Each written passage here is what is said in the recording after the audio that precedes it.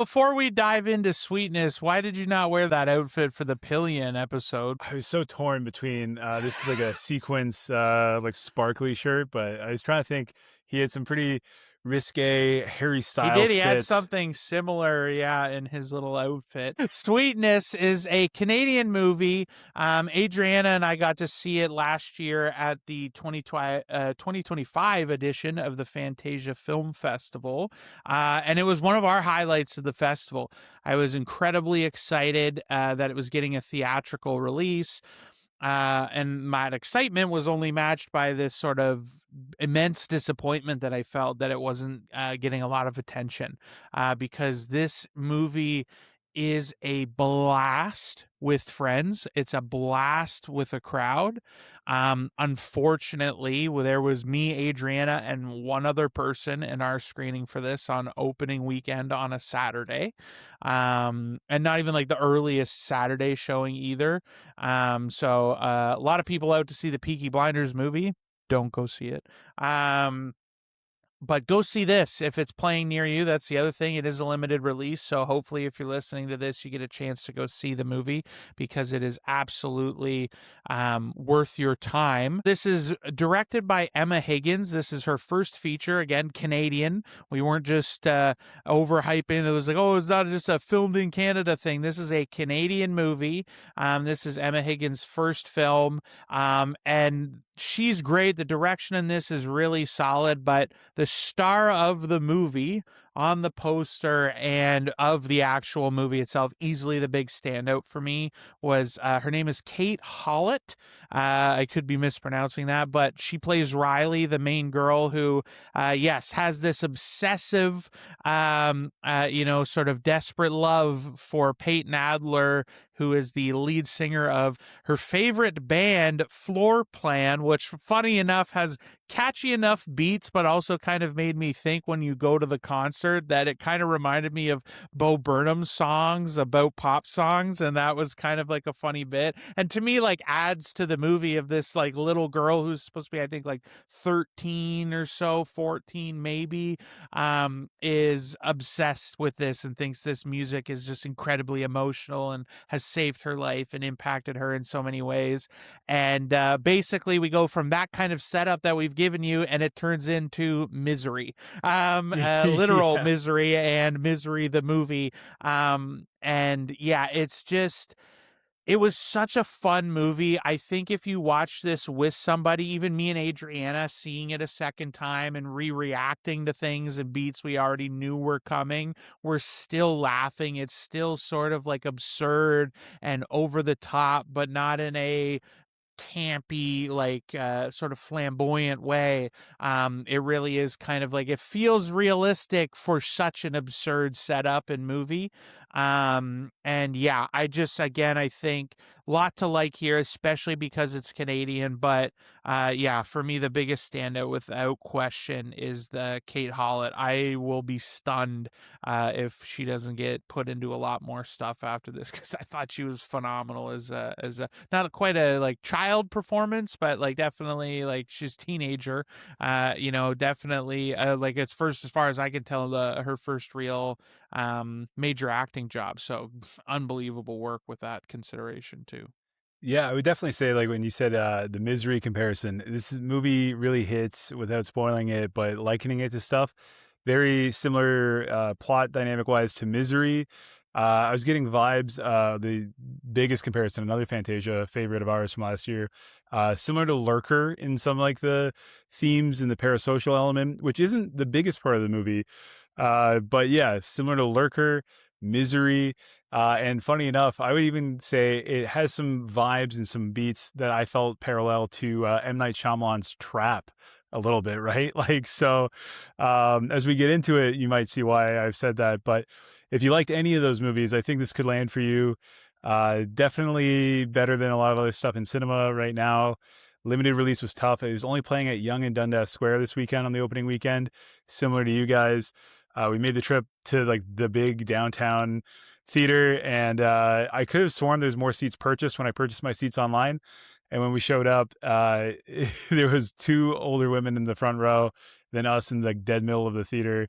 Very low turnout, which is kind of That sad. was it? She had like Yeah, 4, including you 4 being 2 people, of them? including us too. Yeah, so yeah, it was a bit sad to think, especially because again, big year for Canadian stories and movies. Like again, Heated Rivalry, uh, big year for that. That's another Canadian production that's done really well in the zeitgeist, as well as Nirvana, the band, the show, the movie. Mhm. Great, great title, great movie. But that again, Telefilm Canada was that too. So it's nice seeing Canadian movies getting made and being good. Just a bummer that they're not getting as much traction. And last note on that is like as a Toronto film technician, I would say the thing that you learn in school is that, especially IATSE, that's usually the big American arm. And it's very rare that we get to have very proud Canadian pieces out there. It's always, stand in for New York City or whatever. So Mhm. that's what I loved about Nirvana, the band, the show, the movie was that it was unapologetically Toronto Canadian. I believe they filmed this in North Bay.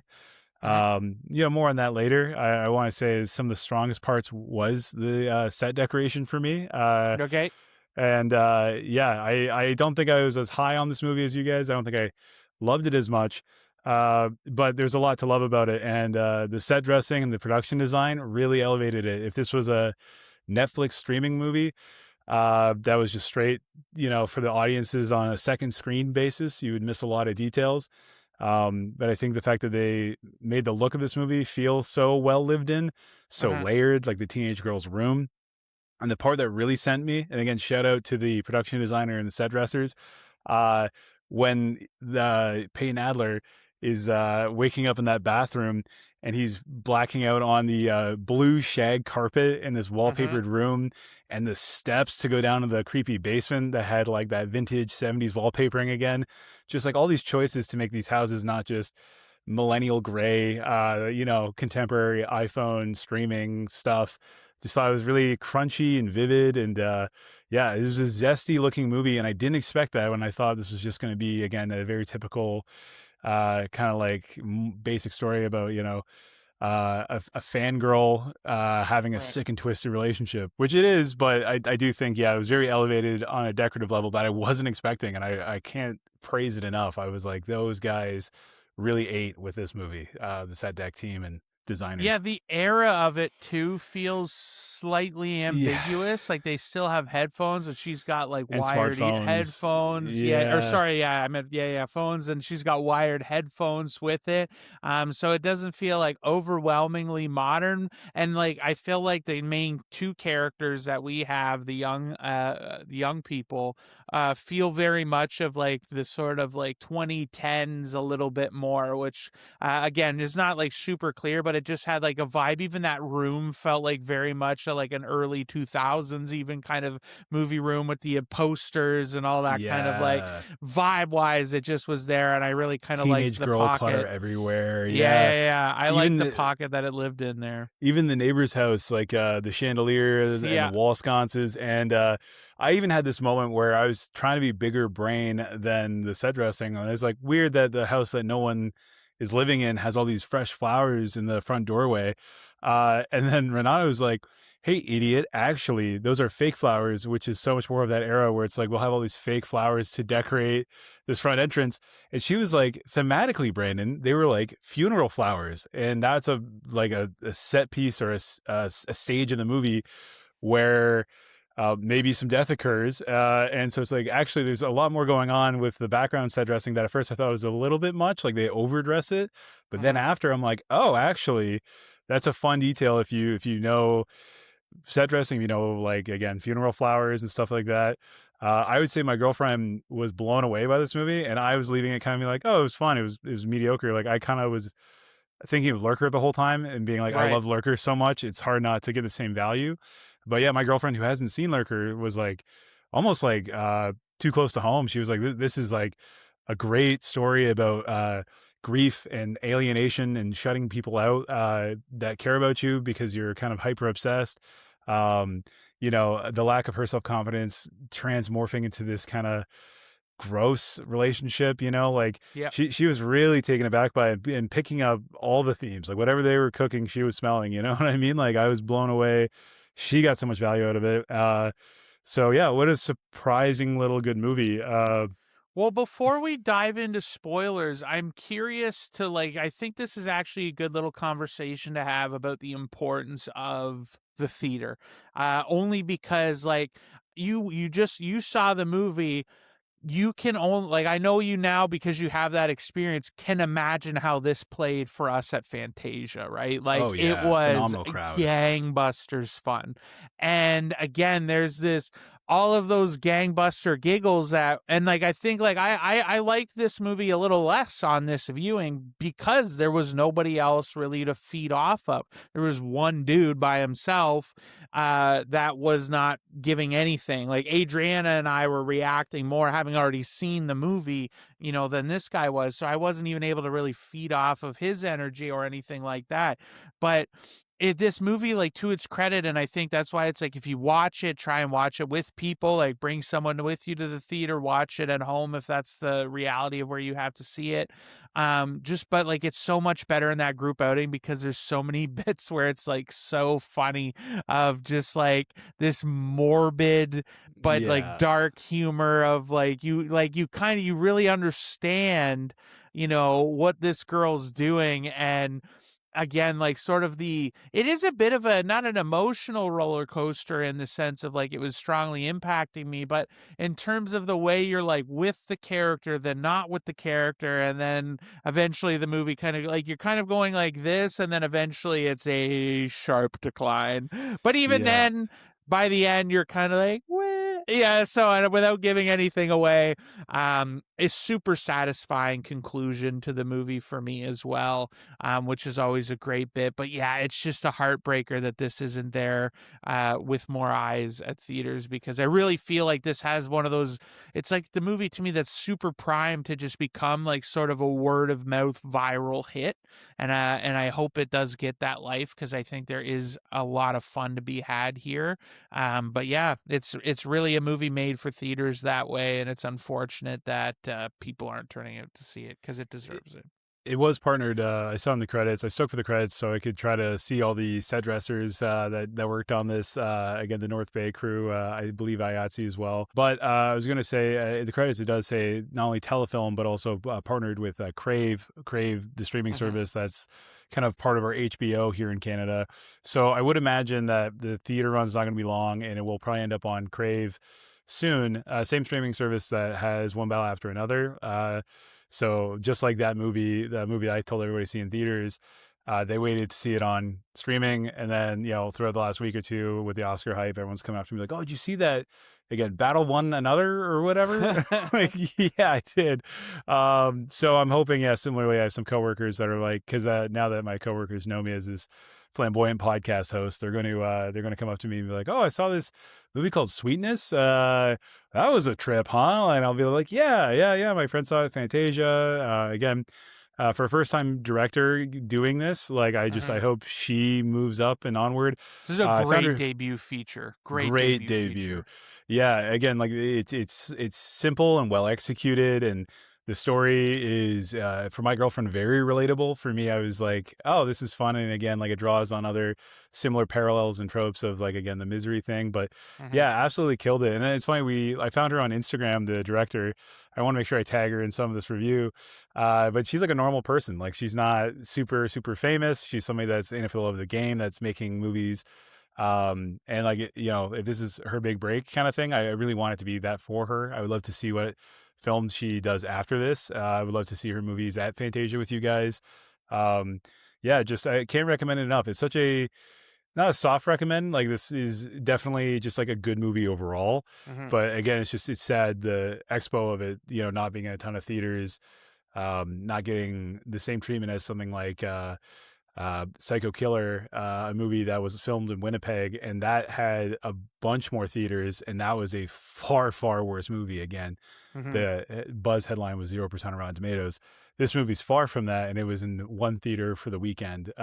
In Toronto, that's crazy to me, man. Yeah. Only at Young and Dundas, and I think part of that is it's competing with Wuthering Heights. It's competing with there's a lot Hopper right movie. now.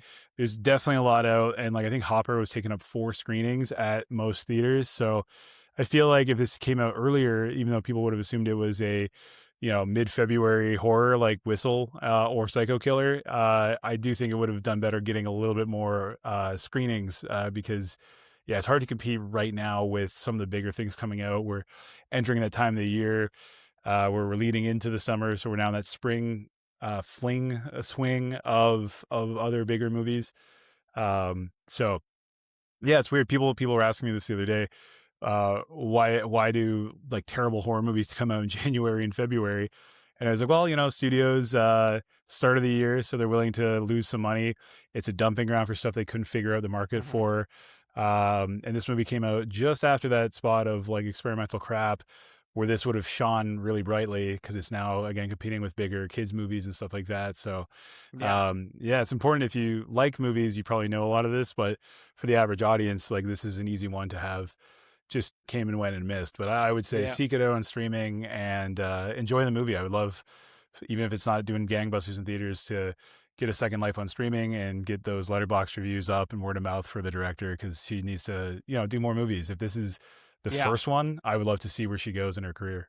Yeah, for sure. And I just quick shout out, I did look at the Letterboxd reviews when I logged it the second time, and my favorite one was Trap plus Misery plus that episode of Breaking Bad where Walter and Jesse kidnap Crazy 8. I was like, yeah, that's pretty much the vibes. And yeah, well, let's dive into it. For anyone that's like, again, we both highly encourage, watch this movie, come back, and then we can listen to us talk about it, because there's a lot of beats that I wanted to kind of touch on. The first one was, again, sort of like you mentioned it already, but like just an unbelievably competently shot movie. But with a little bit, like there was just enough kind of edge to this that I was like, okay, like it was, that's what I meant. Like I was so complimentary of this debut feature, because just how much they convey in such quick timing without this dialogue, right? We get like a sequence basically of maybe 2 minutes, and most of that is like an extended pan back shot of her just sitting in the cafeteria, conveyed all we needed to know about this little girl. And it was like she's in the change room, the other girls bully her. Like we get so much done through just actual action in the film, as opposed to just some monologue where she's talking to her parents about school or something, and it's like, I hate it, and then like just gives us the whole I'm a victim, like she doesn't have her dad loser. tell her how she is, like other worst movies where it's like, you've always been hard at making friends, you've always been this way, character you just met. Like again, Psycho Killer, that's the whole movie. Everybody's telling you how people are. So it boggles my mind that like that movie gets more wide release when this has, so it says like say less, like it's really good for that. And even uses once again the music, because that's such a critical component of the movie, is that like this person she's obsessed with is this singer of the band. And I will say, like when we say the obsession too, if you haven't seen the movie, it very much is not like, I mean, it eventually becomes evidently like over obsessed, but you don't think anything like significant of it. She's not like weird, crazy obsessed with this guy. It doesn't manifest in her like sort of public view, but it was just like, again, the scene of her walking to the gym. I gotta say, the gym scene fucking sends me to the moon every time I've seen it now, because she's just running laps and she's literally like half the size of everybody else in her class. And as she's running laps incredibly slowly behind everybody else, the fucking dude that turns around just to double barrel the middle finger at her, I fucking howled at that. Like it's just such like over the top, like comedically mean bullying kids, but it again works for the way that this movie's doing it, and like adds to that absurdist, like, yeah, you feel bad for her, but you're always also kind of laughing, and it puts you in this perfect headspace for this movie, because it is dark, but it is funny, and it also has that, not to be lame with the title, that little bit of sweetness to it that really sells this. Because for me to root for her as often as I did, and then again for her to take the actions that she takes throughout this movie, for me to be like, I'm kind of glad by the end she's gonna get away with this. And again, like even how they tie it up again, I like it's done intelligently. It's not, it makes sense. It's not overwritten. It's not overly complex. They don't even like, oh, there has to be some elaborate thing. No, sometimes it just works out like that, dude. And I thought that was a really satisfying kind of way to end it. And again, in that morbid, funny way where I'm sort of laughing at the convenience of how that worked out, but it makes sense logically. All those beats for that body to be in the car and all this kind of thing. Yeah. Like Only the dad knows what actually happened. And yeah. you just see him living with that. And again, it's funny, my girlfriend was so more dialed in than I was. Like I was watching the movie and enjoying it, but she was like getting all these deeper meanings. And she's like, this is a movie about coping. And she gave me great examples. And the one I thought of was, the dad at the end, he's taking like antidepressants as he sees the ring. And it's a constant reminder that it's like, I don't want to lose my wife and my daughter now. And I'm the only one that knows like what happened with this really morbid situation that unfolded. So yeah, I just wanted to quickly kind of like speed run the synopsis, but this super bullied girl is in love with, again, like their in-universe Harry Styles. And on that note, I would say, similar to Lurker, I think it's really good and important and trap when a movie has a fictitious pop star that they have music that sounds and works as good as it does in real life. Yeah. Like the creative heads behind the music on these types of movies really create contemporary music that you believe. And even if you're like, oh, this does sound like, Dollarama Harry Styles, I like that later in the movie that it's like, oh, the C-list or B-list celebrity Floorplan singer goes missing. And, it's good. So I just say a shout out to that. So she's obsessed with this band and this lead singer. She's her escape, her cope when she's in this terrible, world where her mom has passed and her dad's unavailable emotionally, and new stepmom, her friends at school are kind of growing a rift between them as she's getting, a boyfriend. And it's a very classic kind of trope of like coming of age. But instead of coming of age in like a super bad way, she luckily gets hit by the lead singer of her favorite band as he's like strung out, a recovering addict who's relapsed, hits her with his rental car. And then on the way to the trap house for him to score more drugs, he ODs, and she drags him into their house while her parents are away for the weekend, and cleverly figures a way to keep him hostage in their neighbor's house. Again, that good vibe. It had like a bit of that 90s vibe where, you trust your neighbor, you have a key to their house or whatever, you can house sit for them. The water house and the the set plants dressing for them. The house and the set dressing was all, like I said, really zesty. Loved all that. Could have been a very boring movie if it was just like, which gray walls is he hiding in which house? Like you would get confused pretty quickly. Again, on streaming, I think some people would be like, why doesn't he just scream? They're in the basement. You know what I mean? It's like, no, it's the next door neighbors. So but she gets obsessed, goes down this rabbit hole, has this guy tied up. It escalates very, like, not naturally, because this is a very unnatural story, but in a good way. Like it escalates, and you can see the relationships with her close friend. She kind of severs the tie with her. She's spacing out, severing the ties with her dad. She finally says what she wanted to say to her stepmom. She gains some courage and agency, and tells off her bullies. And that scene where she's getting escorted out of the high school, I was like, oh, this is nice. I'm seeing her get the agency because she's taking control. The way she felt like she lacked it. My girlfriend was like, no, now she's more alienated. Now she's the weird girl that got escorted out by the cops.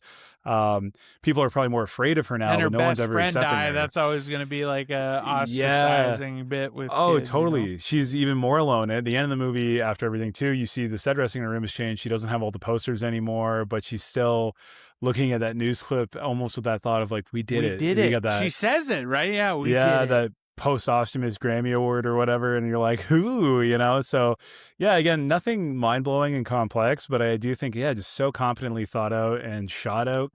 What you're talking about is the style of the movie, visually speaking too.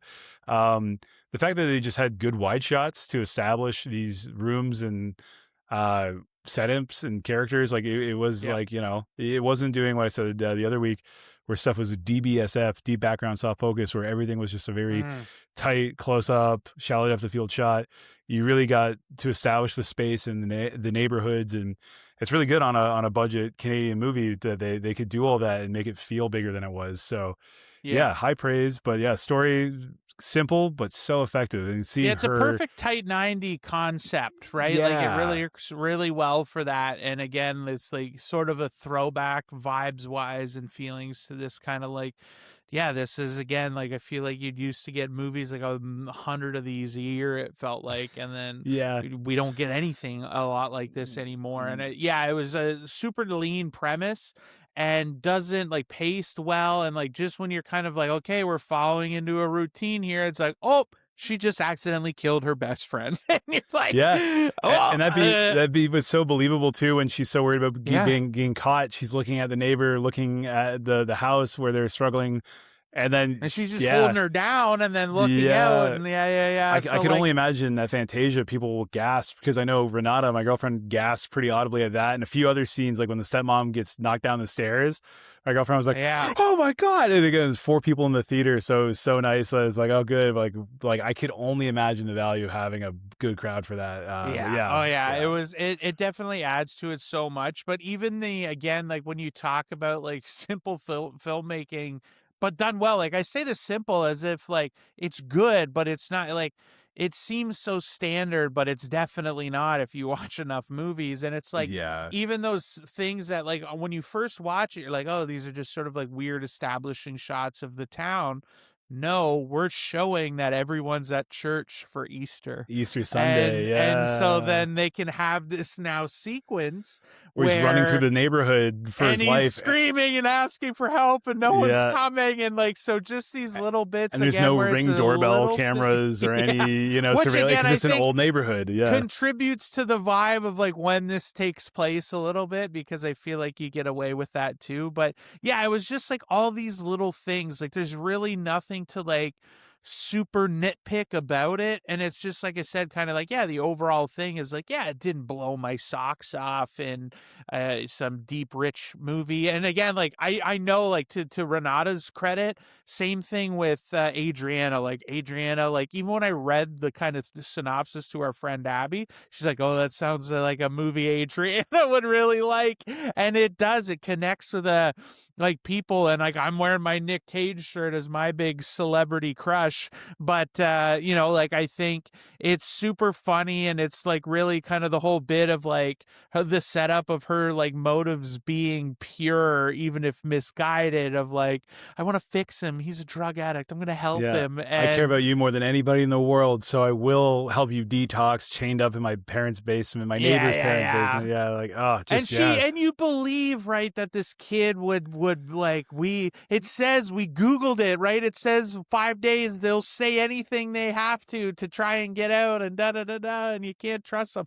But then, by the way, the scenes when it kicks off with like the violence and shit, fucking they went there. And like I Yeah. remember the Fantasia crowd react when they first let him out of the bedroom and he fucking wails the friend's face off the it made me think of Once Upon a Time in Hollywood, right? Like they have that railing on the wall and he Yeah. smashes her face off in there. Or when they She's throw the immediately can of dog food at the girl and breaks her nose, like just like yeah. very tactile hits. Like it was good. Yeah. Yeah. And again, they do that with these like teenage girls where he wails this girl, and then they're like they have their whole fight sequence, which again was really well done.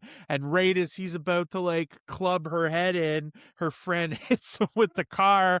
And like that was a great bit. But the funniest moment from that was when she's explaining like he was about to kill you, like he was going And to she's like, smash your, no. and no, he was, I don't think he would have. And you're just like, oh, you're just And that's like, the big rift between them. Like it's too far yeah, gone. You were like way over your head, and then yeah, she's like, no, I'm just gonna double down. Like that's yeah, yeah. I do find it funny too, because not like a nitpick, but I feel like everybody in the theater, aka 4 people, but myself and my girlfriend at least, when near the end, and he's like, you're right. I do love you. I see your love now. Like, yeah, totally. Like I think you're gorgeous. And I wrote this song about you.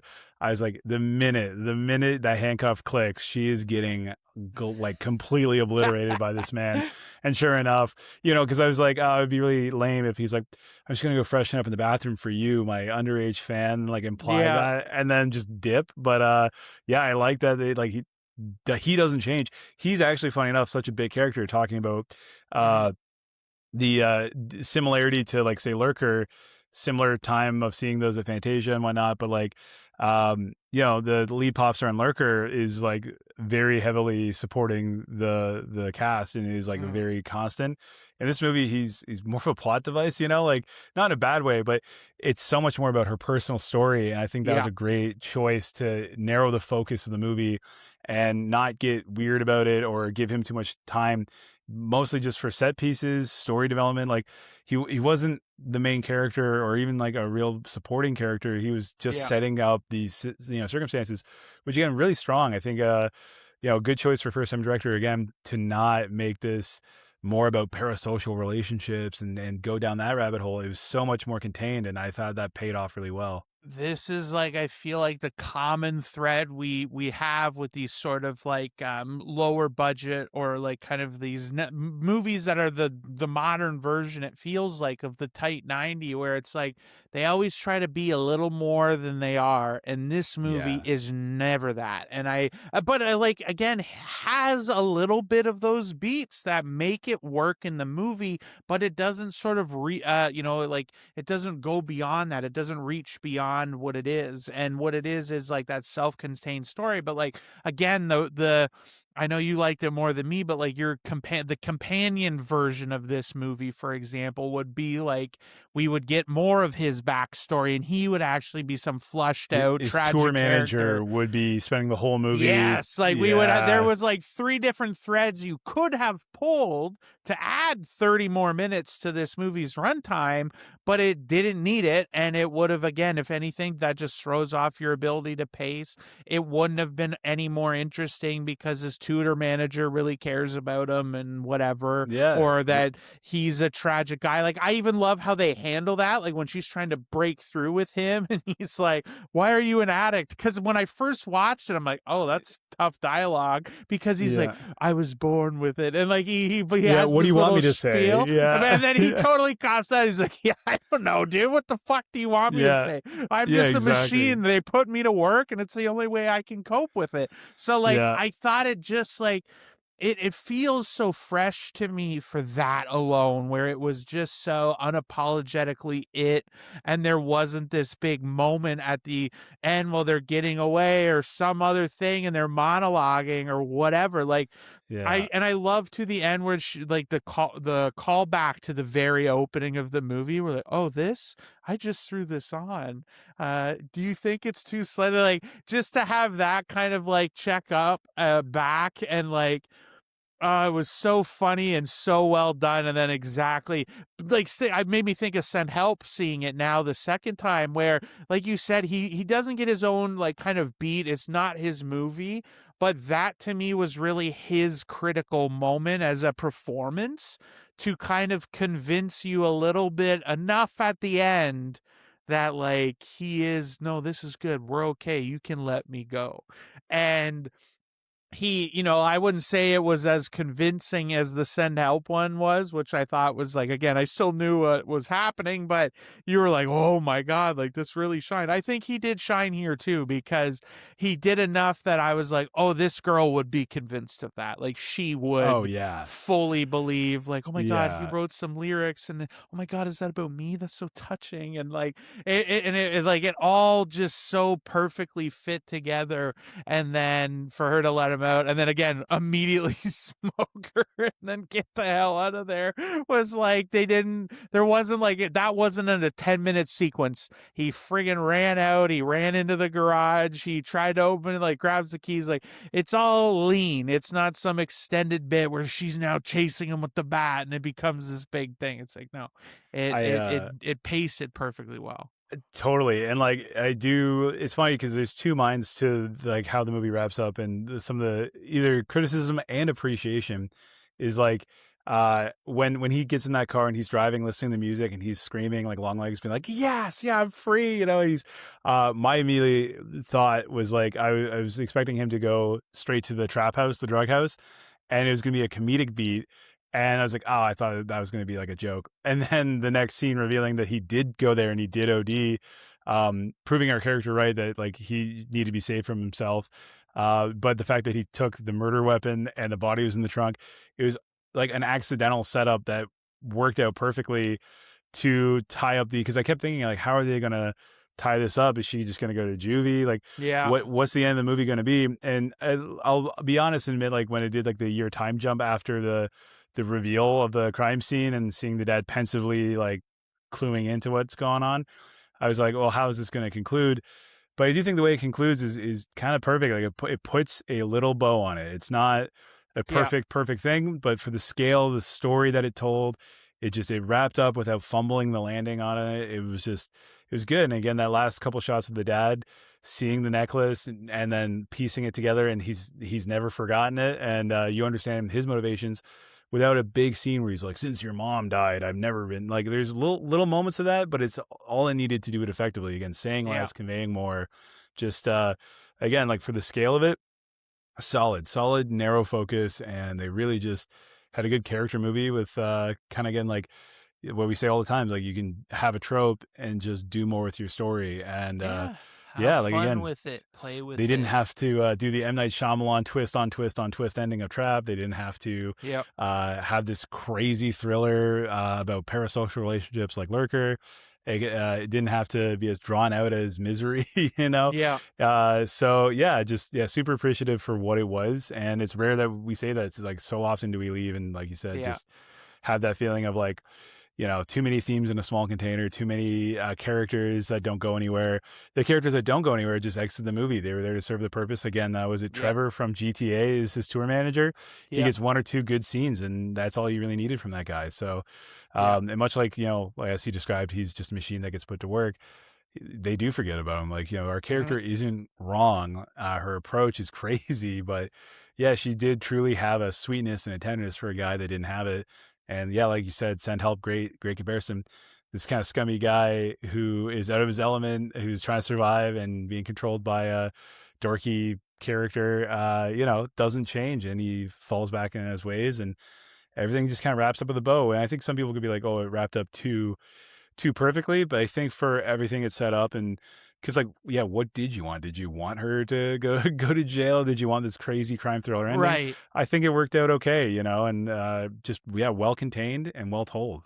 Yeah, it's that morbid sort of like, again, that not bittersweet's not the right term, but it's like this morbid happiness where you're like, yeah, I'm kind of glad she got away with it, even if she killed her stepmom and her best friend and pinned both murders on other people. And again, like to the point where I thought the ending, like, again, it just fell into this nice pocket of like, they didn't over explain. Like you mentioned the dad sees the necklace, but to piece the whole thing together would be complicated, right? Like I'm not convinced that he knows exactly what happened, because I wouldn't probably assume. But he knows she's involved. Like she knows like something to a degree, is that she's right, but like they don't he'll never extend ask. that, right? And it makes sense for his character. They don't make, like, we don't get an extra 5 minutes of him being like, wait, so then that means she was here, and like he pieces the whole thing. He knows enough, and that's what we needed to convey. And even having Stephen Ogg, like the tour manager, come back at the end, he's like, what's going on? Like,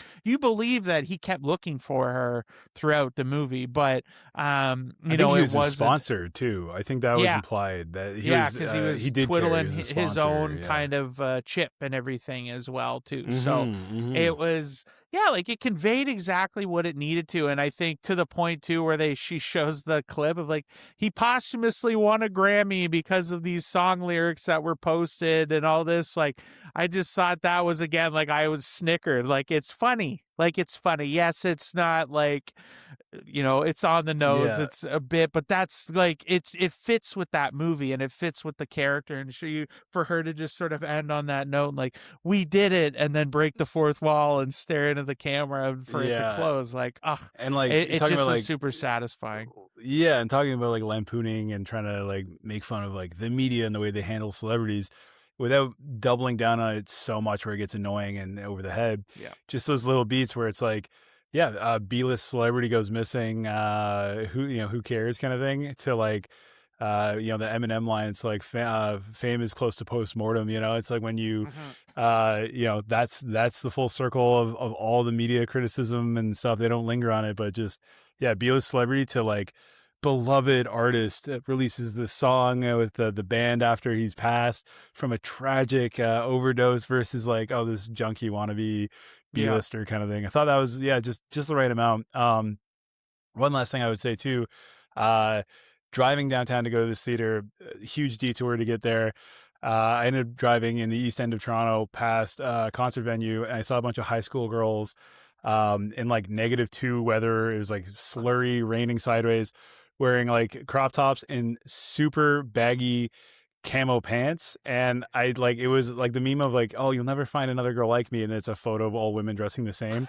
And the modern version is like all these teens in that kind of category, like 16 to 18, and they're all just wearing baggy camo cargo pants to go see a concert on a rainy night in Toronto. So seeing that movie right after, like driving past me, like, what are they doing? What are they lining up for? Why are they all dressed the same?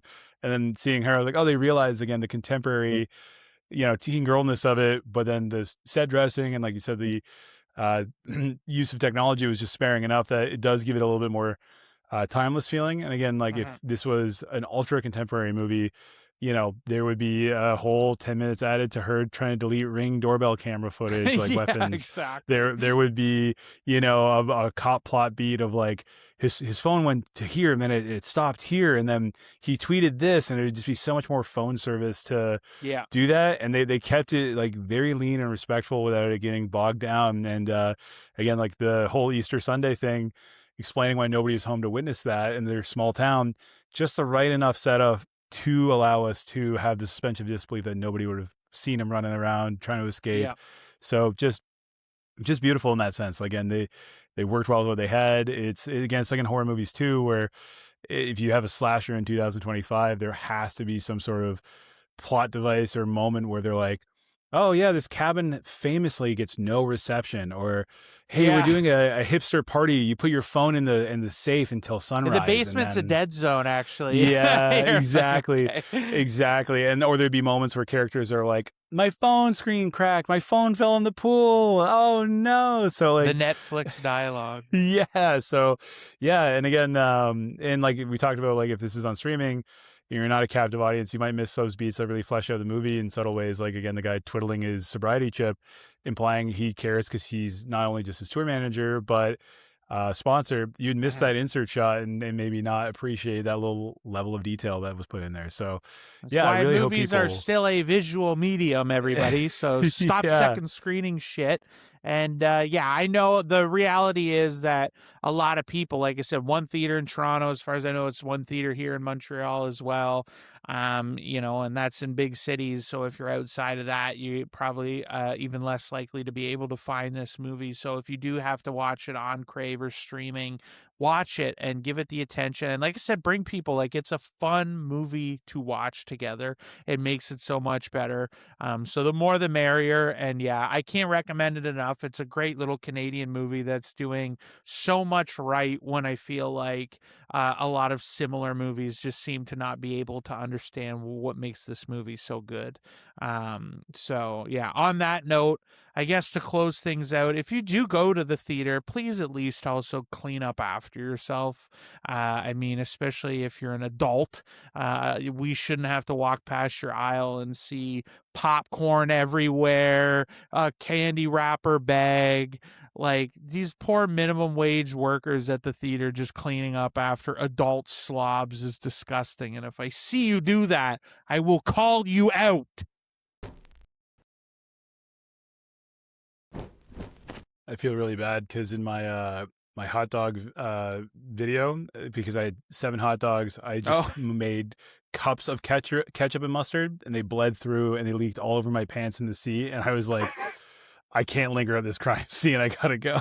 you're the So worst slaw, dude. We're keeping this yeah, in as the post-credit scene later. I know you ruined those seats.